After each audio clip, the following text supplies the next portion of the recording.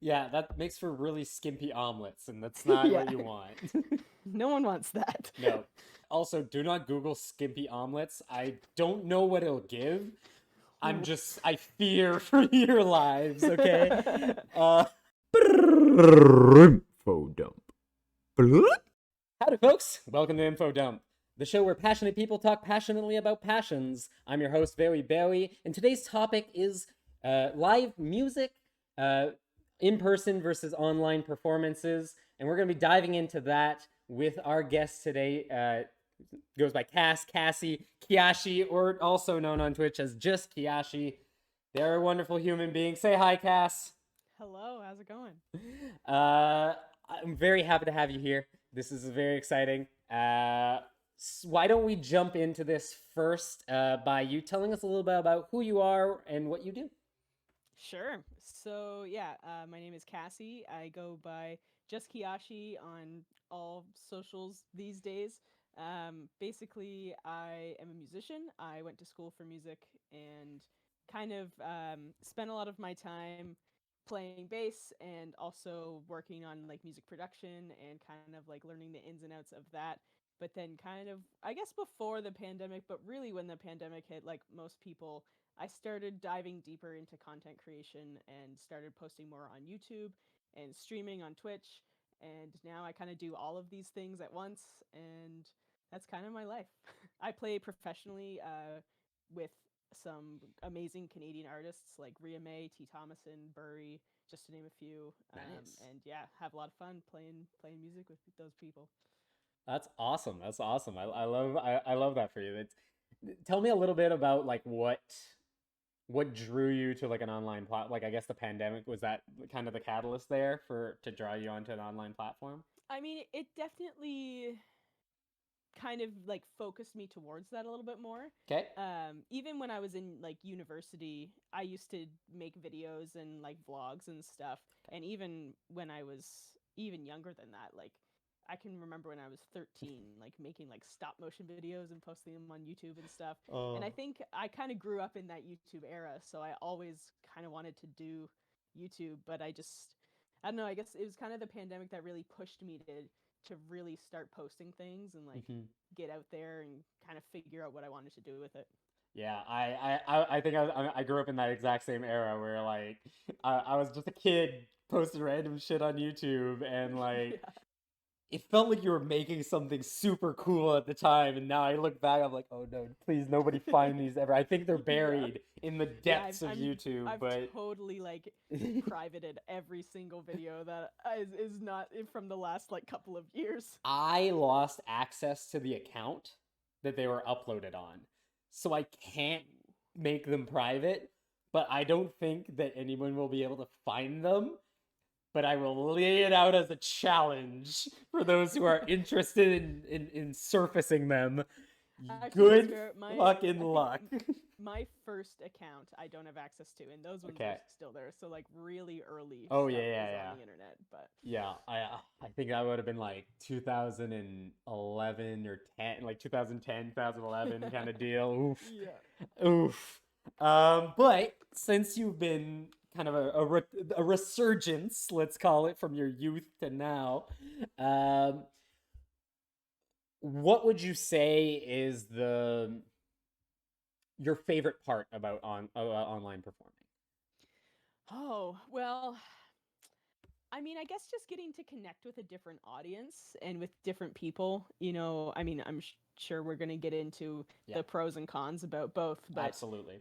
overall, I think, yeah, just like, you know, I think one of the coolest things about streaming and creating content on the internet is, yeah, getting to connect with people all around the world. Like, I have folks who I know in Finland and in India and in various parts of the United States and in the UK and like Australia, like just so many people from places that if I was only performing live or only doing things like in person, I would have never met those people and it would take a lot longer to be able to reach those kind of markets, I guess. Yeah, absolutely. I totally get that. What drew you to performing in the first place? I kind of grew up with it. My Yeah. mom was a performer. Okay. She was like a singer-songwriter and also did children's entertainment. And so like I was literally like 1 month old and was brought on stage. So I pretty much just like grew up around it. And it wasn't that like she didn't like force me to perform or anything. She did like encourage me to like take music lessons and kind of Of course. handed me my first instrument. But yeah, it was just something that I ended up falling in love with. I remember I used to listen to a lot of music on like, my little MP3 player when I was in like grade 4 or 5, and would just like dream of like performing big shows. And I mean, I still kind of do that, I guess. We all But do, don't we? Like that's yeah, of course, of course. But yeah, just, I don't know, just something just clicked and kind of fell in love with it. And the more I played music, the more I wanted from it. excellent, excellent. What was your like? You mentioned that your parents handed you your first instrument. So what would you consider your first real instrument? Like obviously we probably were all handed a maraca at the age of 2 or whatever, and started pedaling around with a xylophone at some point. But like, what was your first real instrument? So when I was 3, I actually started to play the violin Ooh, or okay. fiddle, I guess, depends on. I have my family's part of my family's from Cape Breton, so I get you. you get that. It was, yeah, a mix of fiddle and violin, same instrument, different style, I guess. Yeah. So yeah, that was kind of where I started, and I played that for about 7 years, and then I switched to guitar. I think I thought I was too cool for the violin anymore. I kind of wish I stuck with it, but I was like, yeah, I'm gonna play the guitar, and then I started playing that, and then a few years later, I started playing the bass and a couple other things here and there. But that's kind of where I stuck. So mostly strings has been your kind of your Yeah, wheelhouse. Yeah. strings and a couple woodwinds. Like I played clarinet and saxophone a bit as well. Okay, cool. Yeah, right on, Yeah. right on. Do you think that if you picked up a fiddle today, would it be the absolute worst? I don't think it would be the worst. I did. I think I picked one up not too long, like in the last couple of years, and it's definitely harder. I mean, like I went to school for not only like electric bass but also upright bass, so I'm still kind of used to playing stringed instruments with a Yeah. bow. Okay. But the violin is definitely, it's definitely a different technique, but overall I think I could make an okay sound Yeah, out of it. you're still within a certain realm that Yeah, yeah. you'd be able to figure it out. It'd take you a little second, but to get back into it. But all right, right Yeah, on, right exactly. on. So what are the challenges would you say that it comes, so if you're going from somebody who's been performing on stage, or that who's more inclined in the music industry in its more traditional forms, what are the challenges to that switch to more of an online market? I mean, I think the biggest thing is just like the lack of human presence, Mm, really. Like, when you're online, I'm sure you understand this too, just like as a streamer, talking to a camera and having no one, I mean, there's the chat, obviously, which is great, but like not having a physical presence of someone that's reacting to what you're doing. And I think that's the hardest part, especially as a performer. Like, I know for myself, I rely a lot off of, the crowd's energy. And to not have that energy like coming back at you is hard. hmm. But I think it's still like, a super great way to be able to share music and anything really. It I completely agree with that. Like really, like I'm yeah, I'm a performer as well. Not I'm not a musician. I'm far from a musician, but at performing, I know a little bit about it. Both I started on stages and then moved to virtual world, and yeah, that transition can be so weird, and like you're so used to having something that's feeding back to you, and just not Yeah. finding other ways of keeping yourself in the momentum is difficult. It's the tricky thing that people kind of don't think about until they're in it. Yeah, exactly. It's makes it difficult to like read a room because there's no room to read. It's There is just not the there. internet. I will take a second though, and thank Twitch chat for being there, and giving us a little bit of something, especially the few that are joining in here as we're going. Uh, we appreciate that you're there. And also, if anybody watching on YouTube would be interested in following along and being able to interact with us live while we record these, you can do so over at twitch.tv/BowyBowy. That is where these will be recorded ahead of time and then they're uploaded onto YouTube afterwards. For those who are on Twitch listening to this, who don't always have the time to listen to this and want to listen to them later, you can do that on youtube.com/@BowyBowy. Those are things you can do. Now that we're speaking about chat and our various viewers, I want to hop into some questions that we've received online before the show. So we do have a question from Songbird, and they ask, what is your advice for people who are looking to break into the music industry? Oh, all right. Folks looking to break into the music industry, I mean, you just kind of have to do it. It can be a scary thing to try and break into something that is so unknown to yourself, but for the most part, the music industry is very welcoming and always looking for new people, and everyone has different skills and different abilities and different talents, and just show off whatever you have. And if you don't know what that is, experiment a bit, try and figure it out, talk to people that you know that are in the industry, start sharing stuff. Like, the music industry is about creating art.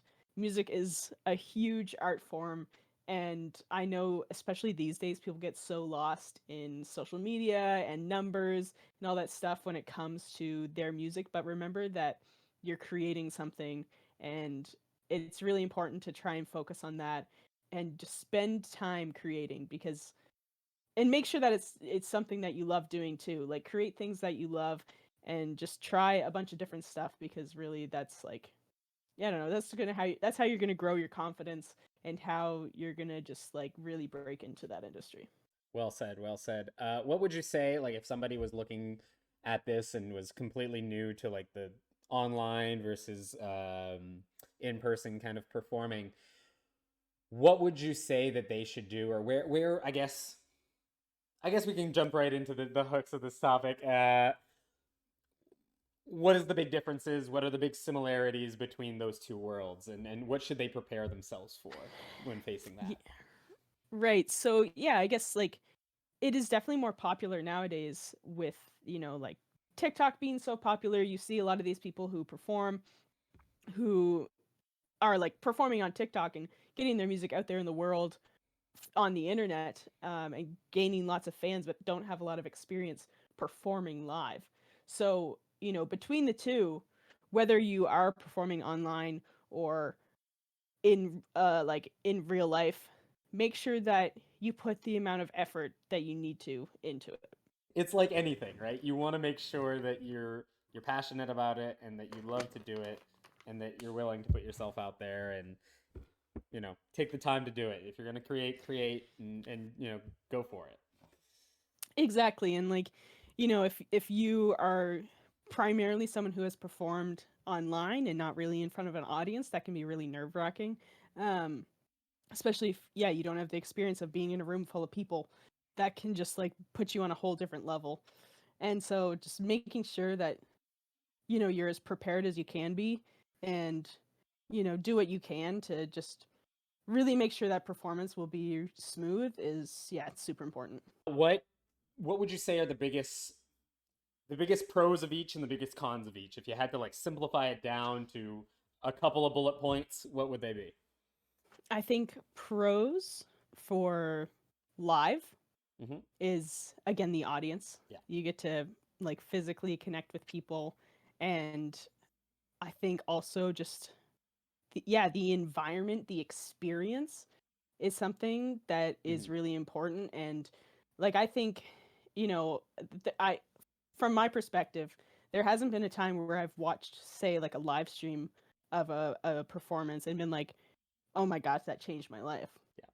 Where if you're standing in an audience with music that is way too loud blaring at you, there's just something about it that Yeah. just hits different. It's got its own charm for sure. Yeah. And just like seeing people doing these amazing things, pushing themselves to their limits every night on stage is just like, yeah, it's just a feeling that you don't get that often, I guess. Mm. And I guess, in terms of online music, the pros are one, it's a lot easier. It's not as taxing on your body necessarily, and on, like, you don't have to move a bunch of gear all the time between different venues and like travel as much for it. Mm-hmm. And you get to connect with a bunch of different people a lot more than you could in a venue. So I think those are the two pros of both of them. And then yeah, I guess for cons, um, live again, it's just like, yeah, sometimes there's a lot of travel to go with it. Sometimes you put a lot of investment, like a lot of money, to put a show on, whether it's, hiring a sound person and merch and a door person and paying the venue and all these other things. Like, there's a large investment into it which might not see a return. And online, I guess, yeah, it doesn't have as much of that necessarily. Mm-hmm. But yeah, you're missing out on having that live audience and that feeling of, people in a room. It's very much like you're investing your money, but you're in hopes of getting that return that can be so much more and so much more, emotionally impactful and useful to you as a performer. Yeah, exactly. We now have a question from Gambit, who asks, "What was a mistake that you made early in your journey that you reflect on that actually was really important lesson?" Oh gosh, so many things. Let's see if I can. I guess depends on how early in my journey we want to go. Like, even if I think of even just a couple of years ago, when live music was starting to come back a little bit more, when once the pandemic kind of hit, and like you're seeing gigs come up more. I think something that I've learned, um maybe it wasn't necessarily oh, I guess it was a mistake that I made before. Basically, I used to take any gig I could. Hmm. I wouldn't say no to anything, and I would push myself to so many limits that I didn't even know I had, just so that I had the opportunity just to perform. And where at the time it wasn't necessarily the worst thing. Now I've learned that it's better for me to be more selective and to set boundaries and to have those limits for myself.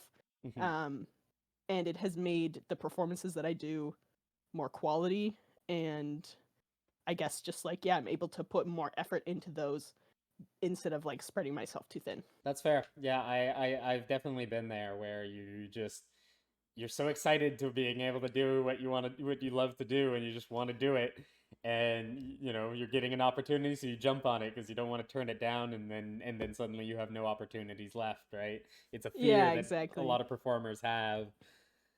And I guess at this point now, like, I'm very fortunate that I've been asked to play a good amount of gigs, and like I get to do that a lot, and I've had, a lot of opportunities. And now, yeah, just kind of realizing like, okay, if I'm going to put my eggs in a couple different baskets, like, where am I going to put them, Hmm. instead of being like, okay, how am I going to fit one egg into like six baskets at once?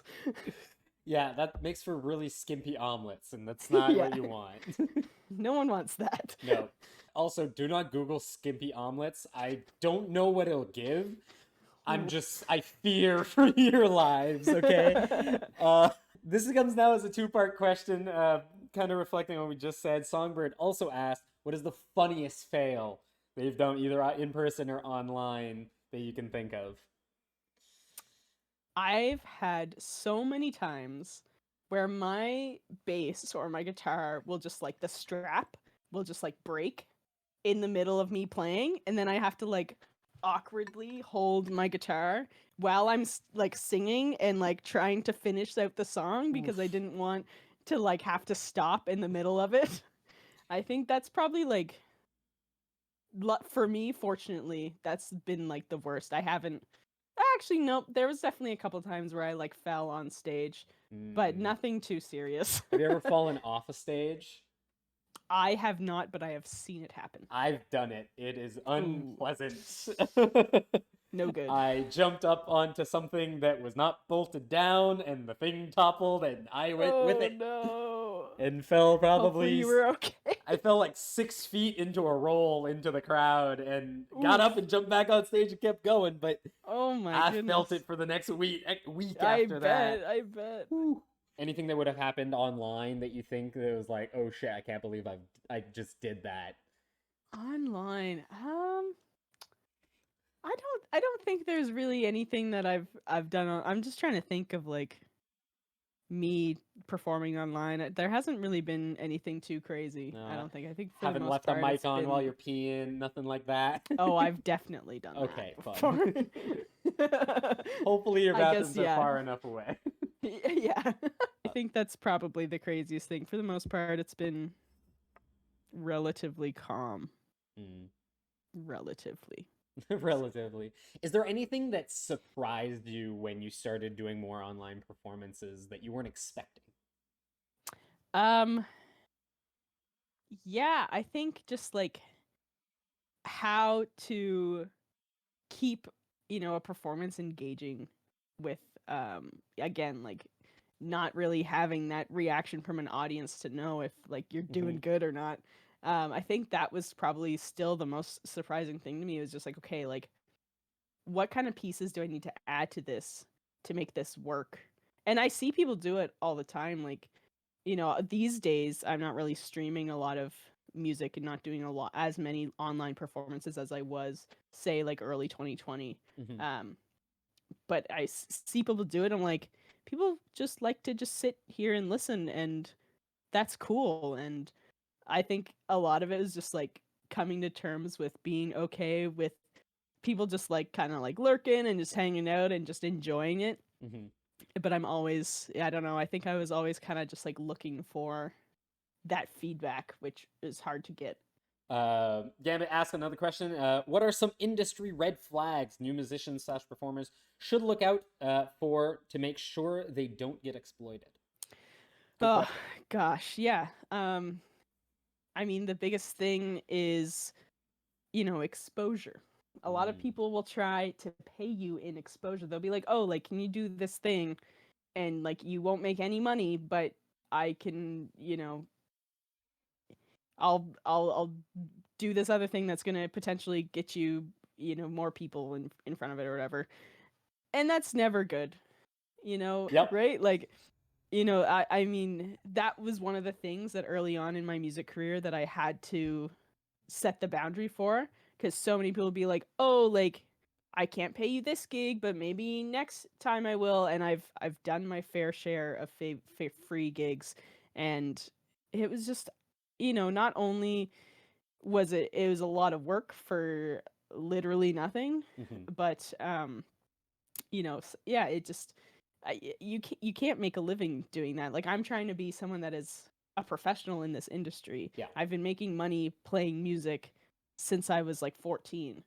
It's Wow. something that you have to learn how to negotiate, and I think yeah, just like being able to know what your worth is, and um knowing like what your limits are and like when to say no to being exploited like that is just really important. For a long time, like again, not a musician, but I'm an improv performer, and have been trying to do that at least semi professionally for a long time. And you know, when I was in university, uh, on a provincial scale and even on a federal scale, improv is not considered an art form, so we're not considered professional artists, and therefore Weird. there are no like like lobbying groups or anything like that that are pushing to help get us paid for our services, and that people just assume we'll do it for free, right? Because for years and years and years and years prior to that, that was often the case, right? People just wanted to perform, and they just were able to get an improv act for pretty cheap, if not nothing, which is unfair and unregulated and is not cool. But luckily, I'm part of an organization that has been helping improv performers settle in and be able to get paid for certain things and try to change certain legal definitions of what is and isn't an artist and whatever. So I get that. There, like, people just want to, get as much as they can for as little as possible. Uh, Yeah. but art, that's not how artists should ever approach something, right? It's, yes, you enjoy doing it, but your time and your expertise is valuable, right? Exactly. And like, I mean, that's awesome that you're part of that too. Like, I'm sure that's going to be helpful for so many Mm-hmm. improv folks like to come. Um, but yeah, like, not it, even if you aren't getting paid for like being an artist or like for the art that you are sharing, Yeah, at least getting paid for your time exactly. is something that it needs to be understood. Mm-hmm. Um, and yeah, I spent a lot of time in my younger days where people would try and get me to play for free, and it was just like I could have been doing something else if you know Yeah. like I'm sure I learned from all those experiences, but yeah, just making sure that you set those boundaries for yourself is so important. What would you say is like the coolest opportunity that you've gotten since you started? Like, not necessarily coolest show or whatever, but like just the coolest thing that you, because you've decided to go down this route, that you've been able to do.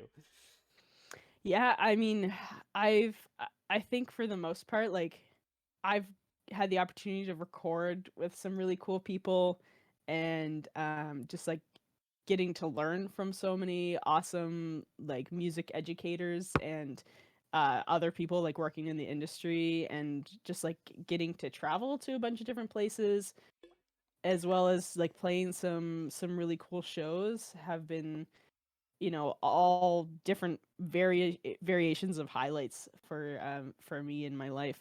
But I think if I had to pick one thing, oh gosh, I think one of my favorite shows that I've ever played Mhm. was at the Mod Club in Toronto, which they've shut down since COVID. This was November 2019. I was playing with an artist named Loviet at the time, and we're still really good friends. She's awesome. She's still living in Toronto, and I'm back in Nova Scotia, so we don't really get to play together that much these days. But yeah, we got to play this show opening for a band called Lost Dinosaurs, and it was just like such a cool feeling to be in a room that big and that packed. And yeah, it was like the first time I really had a show like that, and I think it's something that I'm always going to remember as a musician, or I guess just as me. Yeah, just in general.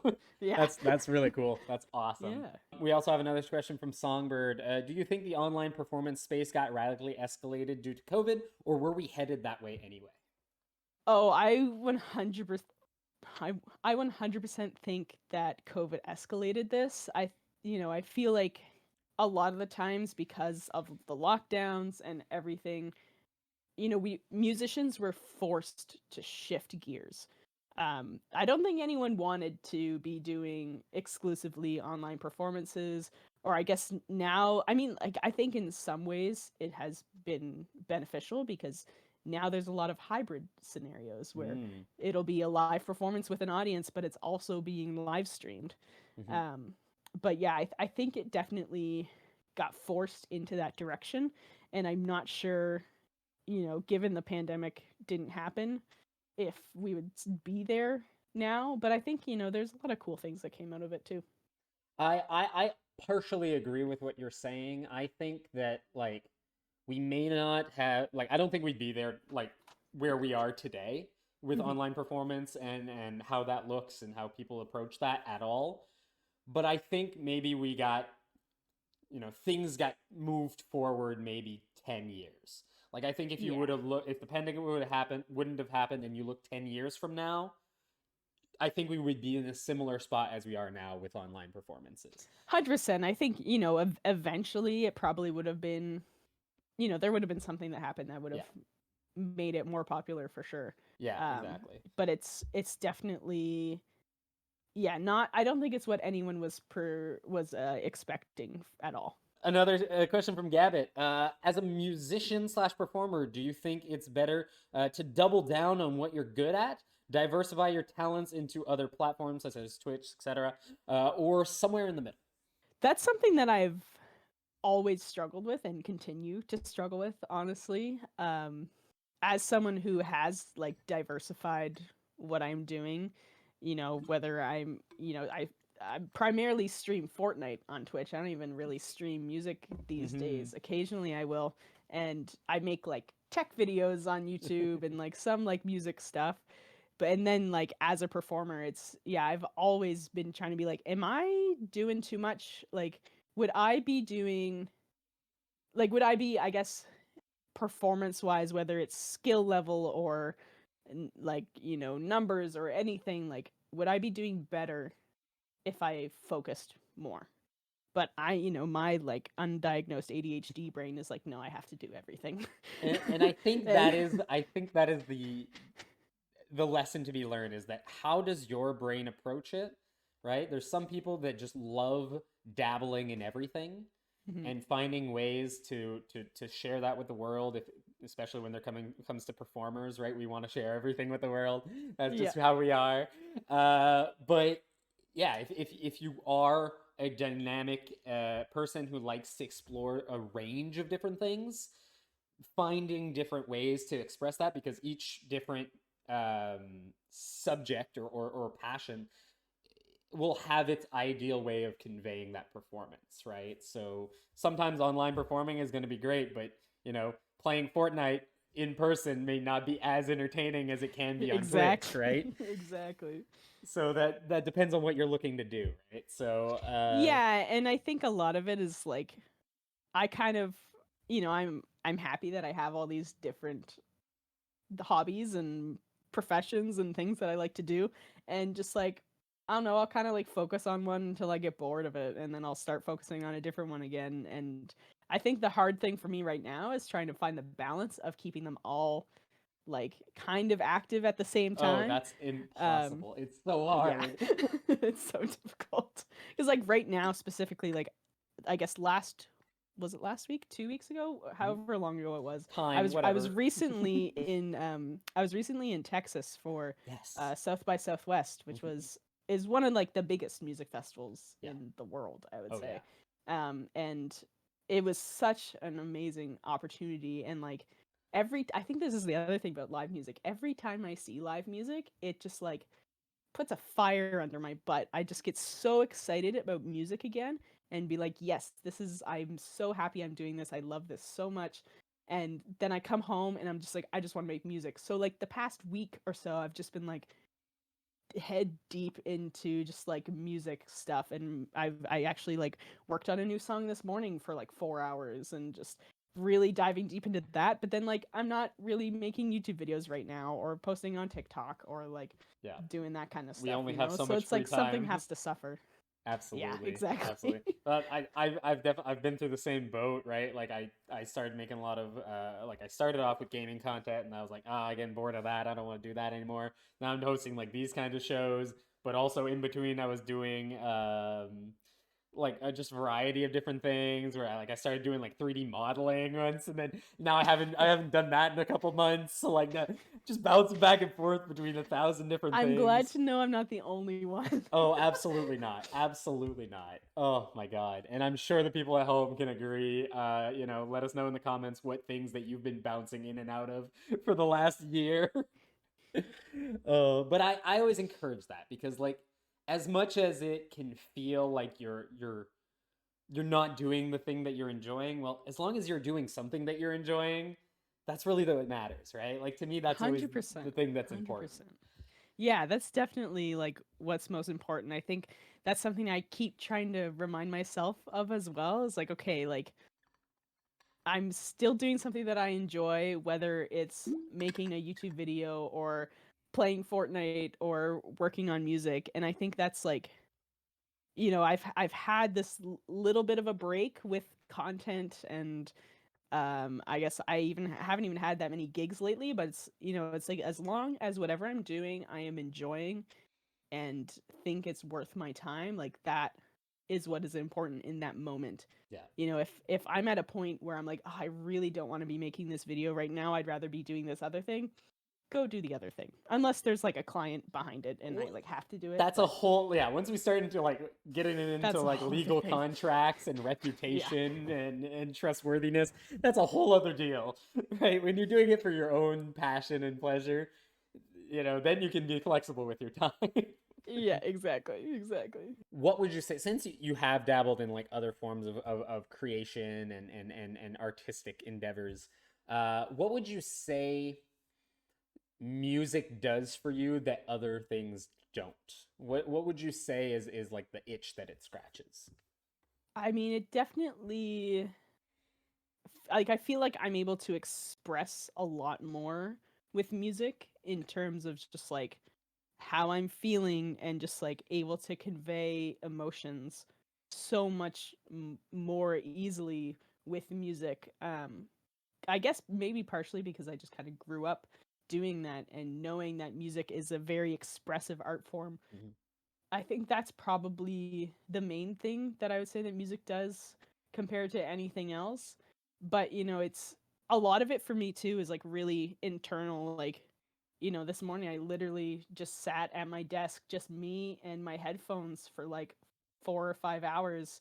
And it felt great. Like, I haven't even shared anything with anyone. And sometimes that's all it is. Sometimes, like, I have so many songs that most people don't even know exist because it's just me creating and being artistic. And yeah, I think, everything else really feel like I have to share everything all the time. Yeah. But with this, it's like, okay, I feel more, I feel like I'm able to like hold a bit more back when it Hmm. comes to like sharing with the world. That's But I'm interesting. still going to be sharing music with the world. Yes, the people at home have been freaking out when you said that there's new music coming down. Yeah, Oh God. yeah, yeah. um, Got a lot of stuff in the pipeline. would you say that like for you, music is like therapeutic? Yeah, I definitely. I think, music in many ways can be very therapeutic, whether, even not even necessarily like creating music, but also Mm. just like listening to music. It can completely change how you feel. And like, if you think of other art forms, like I guess if you think about like a TV show or a movie or something, you take away the music from that scene and it's completely different, like music adds so much to your everyday life. And I think, yeah, it can be really therapeutic in that way where you can just put on a different song and just, yeah, it just changes how you feel. Now, I'm about to say something, Yep. and people are gonna ostracize me for it. I don't feel that way with music. Interesting. Why I, why would you say that? to me, that's just never my go. Like, it's like if I'm listening to music, it doesn't often affect how I feel. Like, I don't have an emotional connection as strongly as other forms of either expression or enjoying media. That is just doesn't have that force in my life, and it's always something that I found weird because like everybody else I've always heard like they have these like very emotional experiences, and I'm just kind of like, yeah, it's like fine, like I enjoy it, it's good, whatever. Fair enough, fair enough. But that's good to know that like other people don't experience it that Yeah. way too, like maybe part of it's because I'm so deep into music, like as a performer and just like under the understanding of how music works. Maybe that is part of why I feel so much from it, but that's good to know that like It could it doesn't also hit everyone the same way. it could also be the undiagnosed autism. Who knows? Never know. It's probably a combination of all these factors. But yeah, I don't know. I've just never had like I've never really had like I say never. That is unrealistic, right? Like so I've definitely had some emotional experiences related to Right. music. And I've definitely I enjoy music. I enjoy like when I'm alone, I will be singing at the top of my lungs, just Hmm. like throughout the house, walking around. I do that. So I still enjoy music, and I don't want to Yeah, say for sure, that, for sure. right? but I don't think it's the music that's important to me, Right. right? And what do you think is then, I guess? Like you said there's like other art forms and Like stuff too. for me it's about the performance. And it always has been Right. about the performance. Mhm. And I think that's like when I'm walking around my house singing at the top of my lungs, I'm performing to myself. But I would Yeah. also, I don't know, be reciting lines from a text, or reciting like, or you know, quoting TV shows or movies to myself in the same capacity, right? Right. Right. So like for me it's all about that. And that's something that I find really interesting, for like in comparison to others, that they, you know, for them, like me listening to instrumental music does almost nothing for me. Right. Like I don't give a shit. But a well structured poetic, like, set of lyrics, Mhm. that speaks to me a lot more than what's actually backing those lyrics. Cool. That's really interesting to like hear that perspective. Mm. Anyone at Cool. home? I'm curious as well. If there's anyone at home that has a similar interpretation of music than I do, or that Cassie does, now I'm curious, right? Like I want to hear who, like we're gonna run a poll here of like who interprets the music more than like other forms of, or other things within the music, versus, yeah, you know, interpreting the melodies and the actual like songs, right? Who sees it in what way? And that's just like that's so cool that I guess for me when I think of music there's so many different elements to it, right? There are the lyrics if it's a song with lyrics. Yes, of course. There's, yeah, there's their performance of it. There's like the melody and the harmony and the rhythm and just like so many different layers that makes it up. And like for me, I love all of it. Fair, Like fair. as a music producer and as a musician, just like I remember even when I was younger, I would listen to songs on repeat and just like hear so many different little pieces that I could find in it and like all the details. But then like the fact that some people, I guess that is what I listen to more is the details where like the lyrics is something that I don't listen to that much, but like my partner, she can listen to a song a couple of times and like know all the lyrics to a song. I'm like, how do you know that? Yeah, I'm exactly the same way. Like I'll listen to a song, I'll know the lyrics within, you know, the first two listens, and Yeah. I would never, like, I could sing that song for years to myself and never be able to tell you who sings it or what album it's from, or I have no idea. And I No can probably idea. sing the bass line. And you mentioned like that you used to like listen to music as a kid, and like pick up on all the subtleties and the variations and the things within it. I used to do the same thing, but I would just write down the lyrics Right. over and over again, right? And so like, yeah, I could have looked up what the lyrics are and I'd have it all right. No, I wanted to write them down. I want, like, that was what I Sweet. wanted to do. So it's really interesting, really interesting. Yeah, that's really cool. People in chat seem to be mostly leaning your side, I believe. LD Gambit, I kind of agree with you there, where suddenly like showtime mode versus your, like, being on yourself. Once there's a that's, you know, something cues, time ceases to exist, right? 100%. It's I was in a show this week. I was saying that in the pre-show that I was doing an improv show on Thursday, Thursday afternoon, and I knew it was going to be a show that was going to be roughly an hour ish. And at 55 minutes in, the host kind of starts like signaling us, okay, wrap it up. And I'm like, we just started. What the fuck do you mean? I was sure that this, like, I thought we were 10 minutes in. Like, I had no idea how much time had passed. It was gone.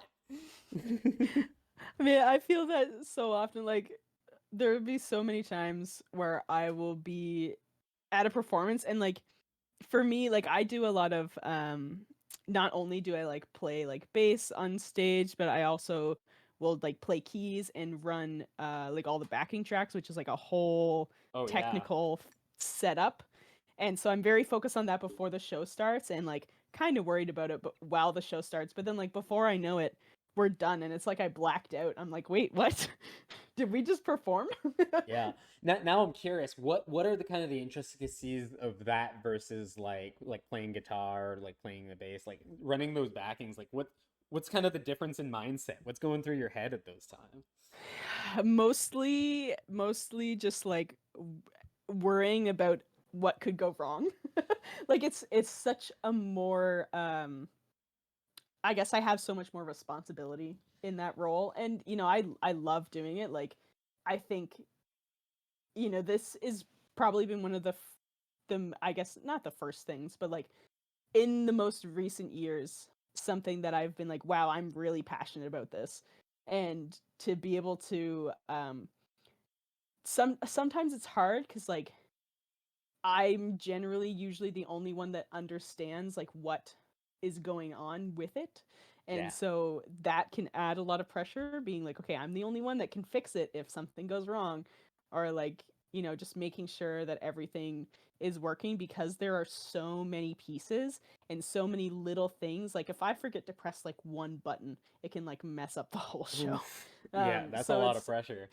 it's a lot of pressure, a lot of stress, but like I think the more that I've been doing it, the more I'm learning about, just like how to make it smoother, and Mm. just also because it's very tech based, I just like get super nerdy about it and just like love everything What's about it. what's the difference in like getting better at that versus getting better at an instrument? Like do you find that it's like similar? Do you find that it's at all different? Like, It's very different, I would say. I okay, think it's 100% experience based, interesting. and just like talking with other people that do that. Like I'm very fortunate. I have a couple of friends that also do this like playback backing track kind of thing, and they've been very helpful with like teaching me a lot of do's and don'ts about it. And that's pretty much what it is. It's like something goes wrong and you learn how to fix it, and you learn that you never do it again. Yeah, And that's that's kind of the gist of it. It's just like, very okay, well, like fair. this didn't work, or like this broke during the show. What can I do to ensure that doesn't happen ever again? Interesting. Interesting. Yeah. Yeah, that's something that I've definitely like in if I was ever to jump into the music industry, that's probably where I would be headed is that kind of thing because I'm a huge nerd, love tech, love like fidgeting and fiddling with like all the little nuances of what I Hmm. can set up and whatever. Um so that's definitely probably something I would be really into. That's really sounds really awesome. Yeah, it is really cool, and I'm excited to see like where I can go with it, Mm, because again, it is like a pretty niche thing, like especially in Nova Scotia, there's not yeah. a lot of people that are doing it. But it is something that is growing more, especially with like one, how expensive things are. It's more expensive to have a band. You Mm. can't people aren't hiring as many musicians because it's just way easier to just have a laptop with backing tracks. Yeah, with And one also like, person, right?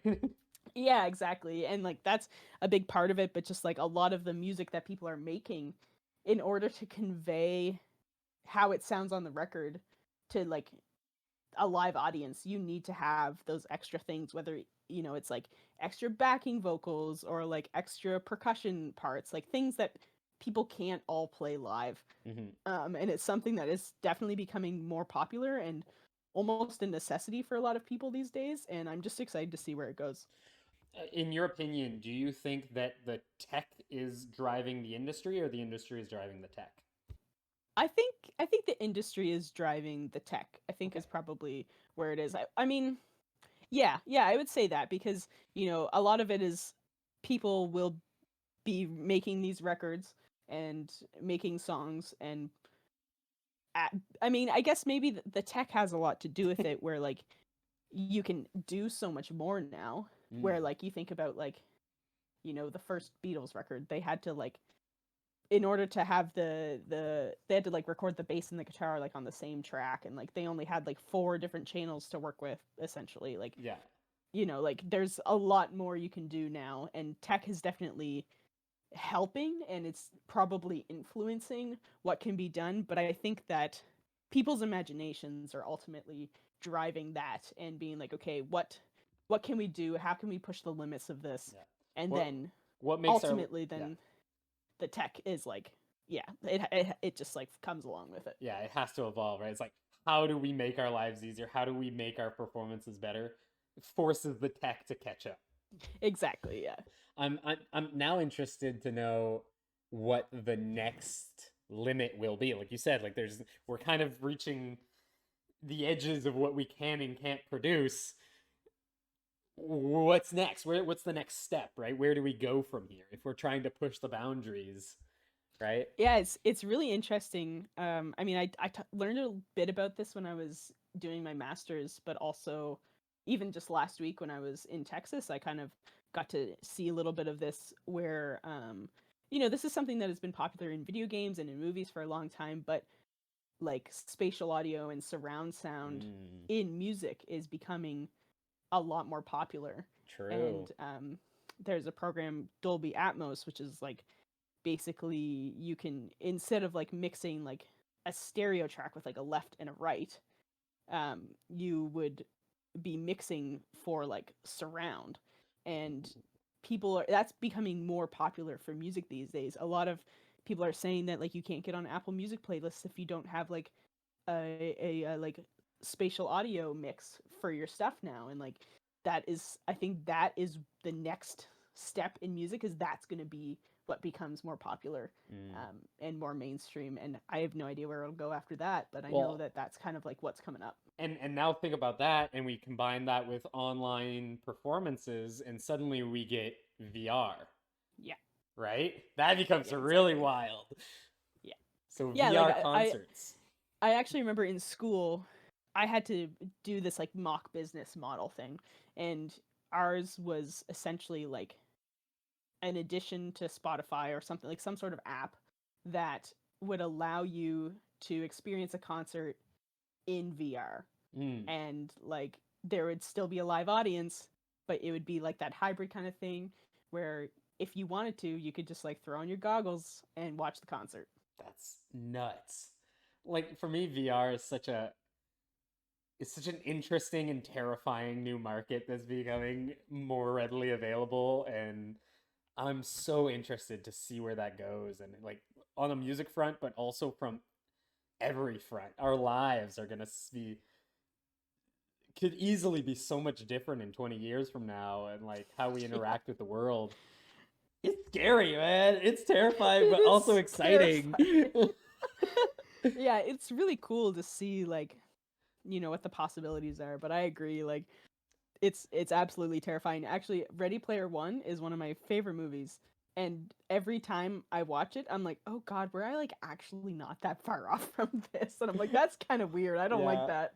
It's like what if when like the movie and the book, like when they were first becoming popular, like it was like, oh, that's years away. Yeah, Nope. No, nope, no, it's not. nope, It's we're really like not. almost there.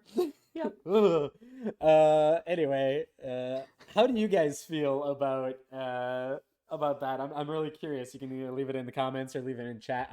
I'd love to know what your guys' thoughts and feelings are about VR and where that's heading. And if you have any insight about how that can affect music or the production and performances that we know today, that really interesting. I'd love to hear more about that. But as we're rounding our hour mark here, I want to give you one last chance to kind of express some final thoughts, but also kind of give an idea of where people might be able to hear a little bit more from you, and enjoy more of your of what you have to offer. Yeah, so I pretty much am on all the social medias. I am on Twitch, YouTube, TikTok, Instagram, Twitter. Is that all of them? That's all of them, I think. But you can find Nice. me at just_Kiyashi. And I post a lot of music, tech, and gaming content on all those platforms. And I'm excited to be getting more into it. Upcoming, I'm gonna have a vlog on my trip to Austin and to South by Southwest, and also gonna be starting to post some more music based content. I think so. It's gonna be good. Awesome, awesome. Well, I want to thank you so much for being a part of this series that we have running here and coming on and sharing your passions with us. I also want to thank everybody who's watching at home, whether it's live on Twitch or in your own time on YouTube. I really appreciate it, and I hope that you can either drop me a follow or a subscription, depending on the platform. I really appreciate it, and it really helps us out, and it, helps keep us motivated and interested in what we're doing, and keep us creating amazing content, whether that's me, whether that's Kashi, or any other creator. Really, it does make a difference. If you think that your free click, oh whatever, it's just a click, it makes a huge difference. Every time I get that notification that somebody subscribed or followed, it puts a smile on my face for the rest of the day. So like, just know that if you're looking to do that, that's how you do it. So I want to thank you all again. I want to thank you, Kiyoshi, as well. It has Thanks been for having me. wonderful. It's been awesome. And I hope to see everybody else in future episodes. But for the meantime, have a wonderful rest of your weekend. Take care, and bye-bye.